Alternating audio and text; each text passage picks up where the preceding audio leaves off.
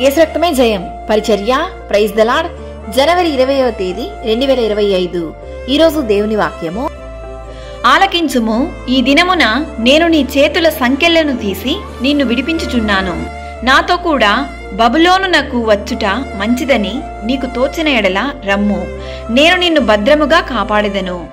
ఇర్మియా గ్రంథము 40వ అధ్యాయం 4వ వాక్యము.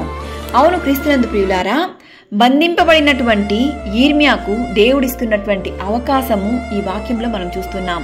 స్వాతంత్రం, స్వేచ్ఛ, దేవుని యొక్క సమృద్ధి, దేవుని యొక్క నడిపింపు, ఇవన్నీ దేవుని కృపను బట్టి ఆయన నడిపిస్తున్నాడు. దేవుని కనికరము, దేవుని ఉద్దేశము, ఆయన చిత్తము ఇక్కడ మనము చూడగలుగుతున్నాము. యూదయ బబులోనులోనికి వెళ్ళడమే లేక ఇక్కడే నిలిచి ఉండడమో తన చిత్తమునకే దేవుడు అప్పగిస్తున్నాడు. ఎక్కడికి వెళ్ళాలనే నిర్ణయాన్ని వారికే వదిలేస్తున్నాడు. క్రీస్తునందు ప్రియ సహోదరి సహోదరులారా, ఈ వాక్యమును దేవుని చిత్తమును ఉద్దేశమును మనకు తెలియజేయుచున్నది.